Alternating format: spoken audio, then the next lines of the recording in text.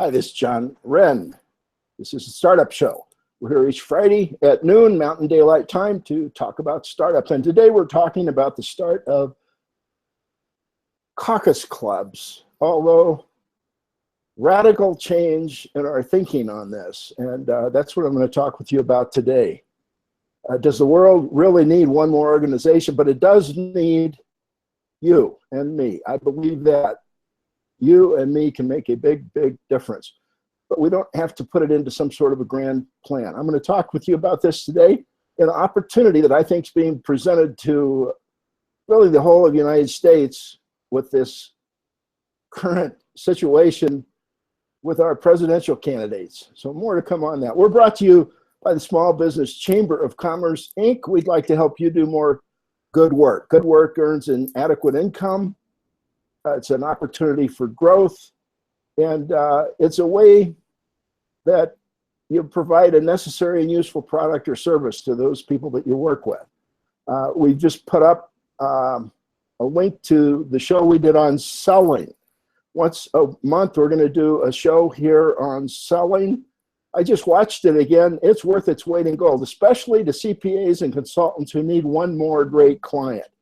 So check out our Facebook page for that. It's on Facebook at Small Business Chamber, divided by periods, small period, business period, chamber. And you can also find us on smallbizchamber.org. We'd like to help you do more good work. And if that's of interest to you, give us a call. Check out our online presence and maybe just come to one of our free meetings. Free meeting this afternoon, Panera Bread in Lodo, 16th and Market. It's sort of an instructed group. I'm hoping people come to it, like what they see, and then go start one of your own with your local chamber in support of your local community newspaper. We'll help you do that, or just go do it. And you don't have to call it Small Business Chamber of Commerce. People are coming and then starting groups and calling them something else. That's okay. Also, Socrates Cafe, a way to exercise. It's sort of like shadow boxing for your mind. It's really a lot of fun, worthwhile conversation. Same place tonight. This is each Friday at Panera Bread Lodo, 16th and Market. It's at 6 o'clock, right after the Idea Cafe Startup Workshop. And tomorrow, Socrates Cafe at the University of Denver and the Anderson Academic Commons. We pick a topic at the meeting, and then after we've shared, ask each other questions. It's a lot of fun. And if you're open-minded, if you're coming just to pound the drum for your candidate, please don't. But we take something like what makes a good political system, and then talk about that. It's a way to diffuse the conversation and maybe help us hear the other side more clearly. If you're interested in what other people think, Socrates Cafe, just Google Socrates Cafe. They're all over the country. Chris Phillips wrote a book called Socrates Cafe. That's what got them started. We've been doing it here ever since the Friday after 9/11. It's not only Friday night, but there's one on Wednesday evening, Saturday evening, as I said, and others are starting. So Socrates Cafe, Idea Cafe Startup Workshop, root and branch for people interested in a spiritual dimension to their life, not only in startup, but in all parts. And a couple of others, Franklin Circle, adult learning groups. So here we go. Now, the insight, important announcement. We're going to send out a media release on this, but I've been rushing around here this morning, getting ready for the show, and I may or may not make the written release based on how these words come out. You know, Moses goes in front of Pharaoh with no preparation. That's sort of how I'm here with you today. But this is going, whatever it is that we're going to do, maybe it'll be called Caucus Club, because that's not too bad of a name, except we don't want this to seem doctrinaire. You know, we don't want to be part of the problem. We want to be part of the solution. And the problem today is this alienation we have on the left and the right. And I'm not against those people. You know, it's good to have people making arguments on all sides of an issue.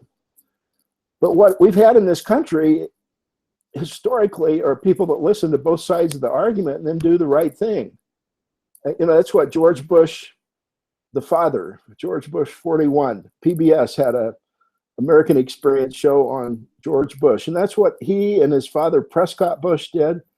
And it's being demonized today as the wrong way to go. Well, I think we've got to get off of that. And we've got to get back to understanding that this is a pluralistic society. We're not always going to agree on every issue. But what we have now are power politics where people get behind one part of the issue or the other and just pound it through. The antidote to that is what we have here in Colorado. It was designed to stop the party bosses and the power politics, the abuse of the system, and it's worked really well since 1912 when it was adopted in a special session of the Colorado legislature. It has some unique features that other caucus systems don't have, and I think it could become Colorado's biggest export if we could get our political leaders behind it. But the political leaders are, in a way, its biggest opponent because it holds their feet to the fire. Good example of that, Tim Dorr. Tim Dorr, an incumbent, gets off on this wild-eyed excursion into the presidential primary. And I had very little to do with it, except I said, Tim, this will catch up with you at the ballot box, and sure enough, it did. He has opposition come up at the nominating assembly, and then gets beat 70%, 30%. Now, from Tim Dorr's perspective, that's a bad thing. From citizens in Colorado's perspective, it was a great thing because Tim had stopped listening to his constituents and is getting out there trying to plug in this presidential primary. We've tried it in Colorado. We know in Colorado the presidential primary kills the caucus. That's not a theory, that's a fact. That's because we've tried it, didn't like it, we've come back to the caucus, and ever since we've come back, well, maybe not ever since, but recent party leaders on both sides have been trying to get rid of the caucus. So naturally, March 1st here in Colorado was a terrible experience. Anybody that hadn't been to a caucus before then, or even better yet, before our previous experiment with the presidential primary, because we've never fully recovered. We had 10 years of the presidential primary. We've come back, sort of, and have leaders that are trying to kill the system. Political bosses hate a caucus assembly system because it really gives the power to the grassroots. And you end up with the grassroots telling the party leadership what to do, not the party. And the party leadership becomes a servant of the grassroots. The good ones do. Instead of this top-down, we know what's best approach that Tim Dorr exercised, moving this ridiculous piece of legislation, which would have reestablished the system we know doesn't work here in Colorado.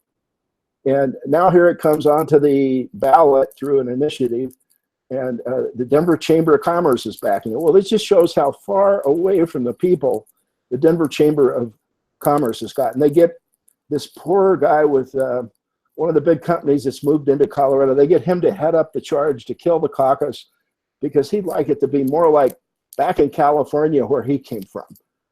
But when we fought Amendment 29, we had the people from California come and they'd say, we're absolutely with you on this. People here in Colorado don't realize how helpful the caucus is. Back in California, they just pay petition passers, run ads, and we never shake hands with a local candidate. Well, that doesn't happen in Colorado. But eventually it will if we have a presidential primary, because the presidential primary kills the caucus. So that's a slight diversion, but that's what started this thinking. And what just became clear to me, I woke with this as an inspiration. And so I'm not fully prepared to talk to you about this, but here goes anyway. We need no formal organization for this caucus, clubs, or whatever we want to call it. Maybe we don't even call it anything. But what we're going to be encouraging people to do is connect with your neighbors. There's a really great book by a Dominican priest, Noland. Father Noland was asked to be the head of the Dominican order, but instead he stayed in Africa to do missionary work. And a terrific guy, apparently. And he wrote a book called Jesus Before Christianity. And he feels like Jesus had this insight that if you had neighbors loving neighbors and helping them to love neighbors and helping them to love neighbors, it's sort of like Amway without the soap.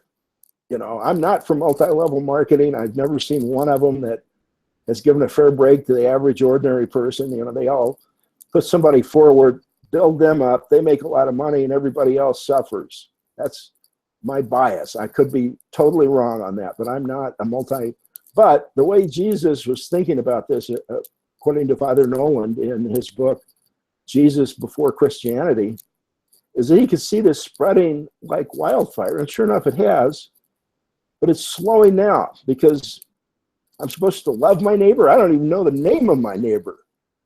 So we need to reconnect with our own neighborhoods.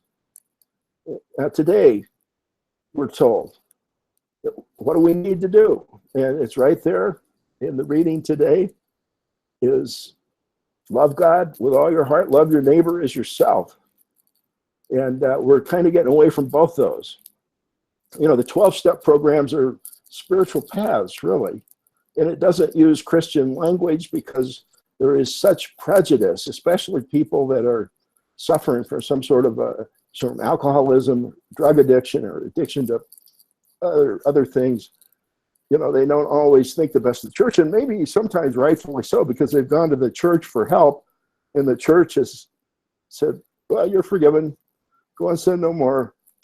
And it doesn't take root. And then Alcoholics Anonymous comes along, and Christian people put it in different terms, and it's worked just fine. Now there's things happening that maybe are diluting the message. You know, it's not supposed to be political, but it isn't political. You know, and you have, so anyway, I could get off on a track there. We don't want to compete with Alcoholics Anonymous or Cocaine Anonymous or Marijuana Anonymous or Narcotics Anonymous or Emotions Anonymous, on and on and on. There are all kinds of 12-step programs. And I like what Father Richard Rohr says. Father Richard Rohr, in his book, Breathing Underwater, says in today's world, we're all addicted to something. It might be a bowl of ice cream after dinner. You know, Bill Armstrong, who passed away recently, told me that he felt like he was addicted to that bowl of ice cream. And I kind of wish we'd been doing the root and branch meeting back then, because I would have asked Bill to come. And it might have helped him. Maybe he'd still be alive. Who knows?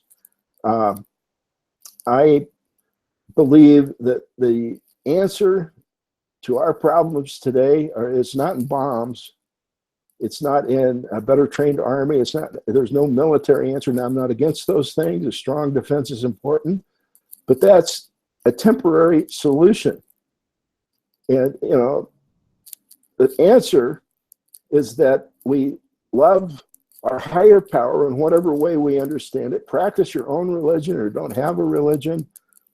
But there is this sense of there's a bigger picture here. Martin Seligmann, his most recent book, Flourishing, talks about this in his 5 dimensions, PERMA. P is positive affect. E is engagement, that flow experience of Chechen Minga. R is relationships with other people. M is meaning. Do you have a larger picture of life of some sort? And so many things today are focused on the next quarterly report, trying to make sure we hit our numbers. They're focused on, you know, how do we get more people to do this now? How do we win this election? The immediacy that we're getting away from the longer range perspective. And I think Socrates Cafe helps with that. But really, any small group does. A Great Books discussion group does. So what we're going to try to do, Small Business Chamber of Commerce, Inc., is not put together some other group now called caucus clubs, but we're going to encourage what in essence are caucus clubs. You know, we want caucus clubs to be a verb and not a noun. And I think this is what Pope Francis has in mind when he says, let's stop the grand planning, let's get out and help someone. So let's knock on the door, ask our neighbor if they'd mind if we'd introduce ourselves. And I'm speaking to myself when I say this. Nothing I'm saying to you, I don't need to hear myself on this, because I am a terrible neighbor. You know, my former wife, Janet, was tremendous. She had a gift for hospitality, and we always would know our neighbors. And then when we weren't together, I just noticed how cold and hard the world was. And it seemed like I had the worst luck every time I'd move, and I moved often. It would be this unfriendly neighborhood. And I thought, you'd think I'd get it lucky at least once. And then I realized, it wasn't the neighborhood I was moving into. It was me. I didn't have this gift for hospitality that Janet did. But I'm going to work on it. And I'll give you a bit of a report here on it each week. Our main focus here is doing more good work. And good work, the adequate income, the learning experience, useful product and service. That's the business side of things. There is a personal side that if you don't have that foundation, I think it's why business is suffering today. And I think it's what Jesus knew 2,000 years ago, that we need to love our higher power. Richard Rohr says we're all addicted to something. There's only one solution, and that is spiritual. And that is found through the 12 steps, through meditation, through whatever you're finding helpful. And we all know if we have it or not. And if we need help, there are places to go. And Root and Branch is one. Mondays at 4:30, 1311 York Street. We talk about the 12 steps and meditation and share experience. It's a place where newcomers in any 12-step program can bring their problems if they want, but bring your sponsor after the first time, because that's what we'll say. Is this okay with your sponsor? But it's always led by a member of Alcoholics Anonymous, but it's not in the Alcoholics Anonymous meeting book, because it's not exactly an AA meeting. It is an AA meeting for the purposes of 1311 York Street, but every group is autonomous, and we aren't trying to hurt anybody. And as a matter of fact, anybody that has problems other than alcohol, we give them the AA pamphlet, Problems Other Than Alcohol, which is very useful in helping understand why most groups are not very helpful to anyone except the person that has the problem with alcohol. That makes a lot of people mad when I say that, but it is true. And I've gone to open meetings, I've read, I know, and I maintain my own anonymity, and it's up to you to maintain your own anonymity. And we're trying to respect all traditions. If we're not, give us a call. We'd like you to come, but at least come and see it once. So it's Mondays at 4:30, 1311 York Street on the 3rd floor here in Denver. It's free and open to everybody. So come if you're interested in a spiritual way of living. And I'm going to be trying to apply that in my own neighborhood and try to get a group going in my own neighborhood. Now, I have Socrates Cafe on Saturdays at the University of Denver, but that's not really my neighborhood. I mean, a neighborhood are the people that live next door to you.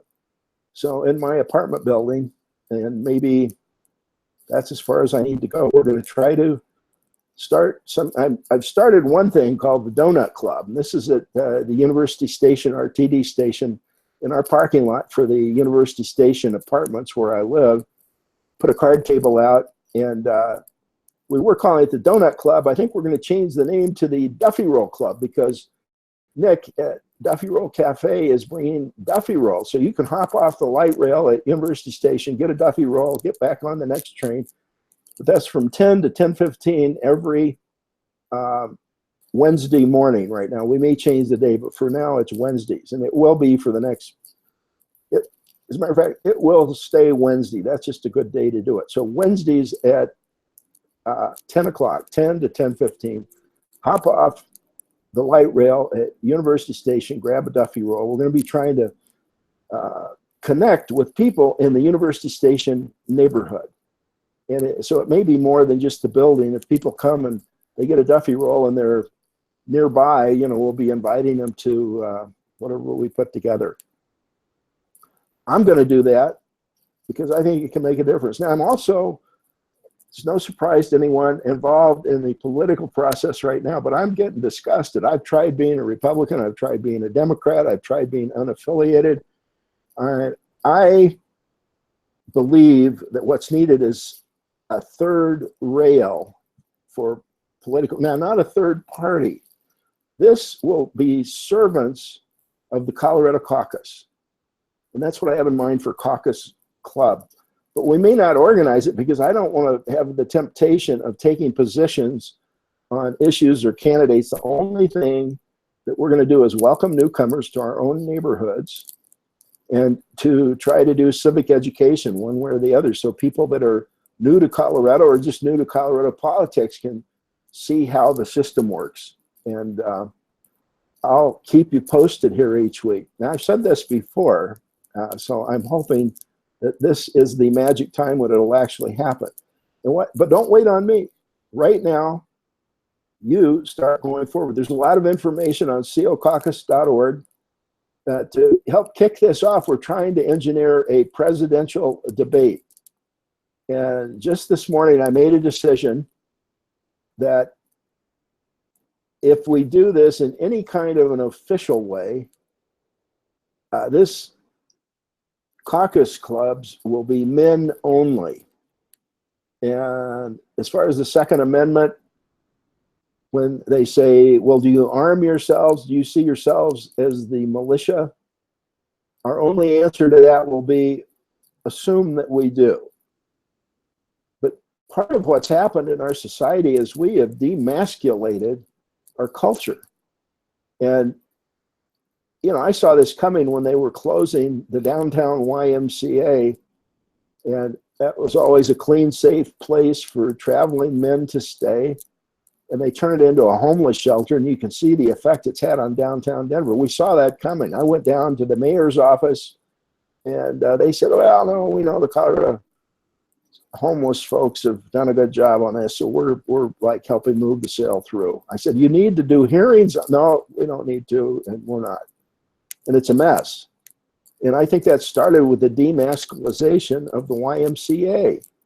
You know, you end up with the women running, and they closed their own YWCA. I have a friend that used to play basketball at the YWCA, and they close it. They take all their money and go do other things and then use the men's facility.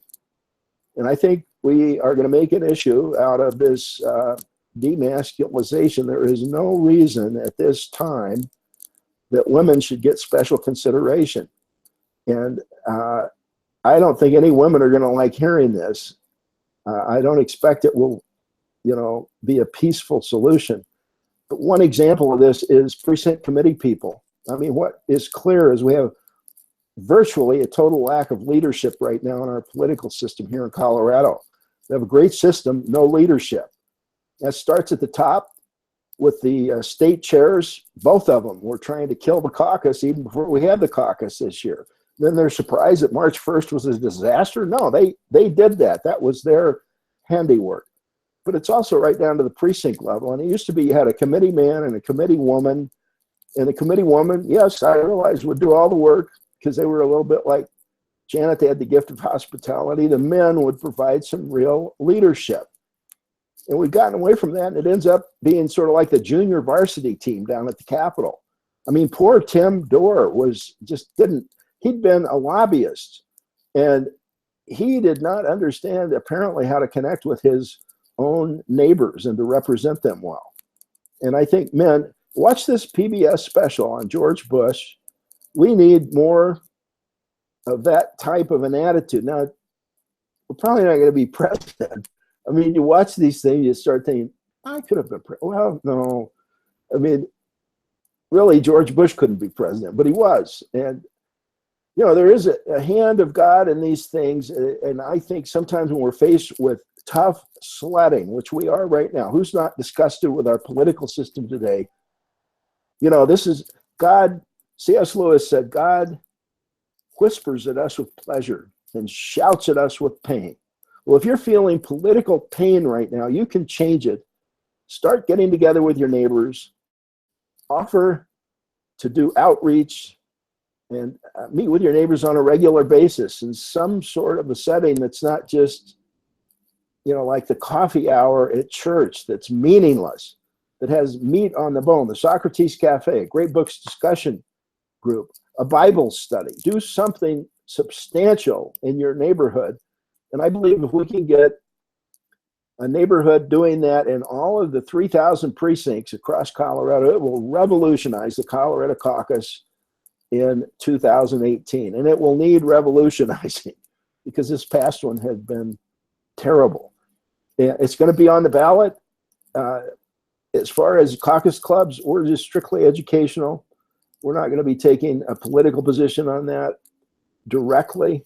I mean, educationally we will, but we're not going to be trying to lead a march or anything like that. We're not going to have a lobbyist, but that will be done by Save the Caucus. If you're curious about that, you want to get involved politically trying to save the caucus, cocaucus.org, cocaucus.org. So this whole package is brought to you by the Small Business Chamber of Commerce, Inc., which is pretty much just me, except for the thousands of people that participate online. It's free and open to everybody online. It's free and open meetings. We just ask that you hopefully get inspired and maybe pass it on. And we're going to focus more on passing it on in your own neighborhood. If this clicks and spreads virally, we think it might help carry our Colorado caucus system to other states. And we'll keep you posted each week here on the Startup Show, or come by the Idea Cafe Startup Workshop. I'm there every week. That's Friday afternoons at 4:30, Panera Bread Lodo Market and 16th Street.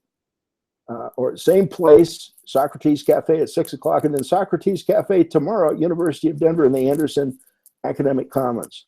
Or give me a call.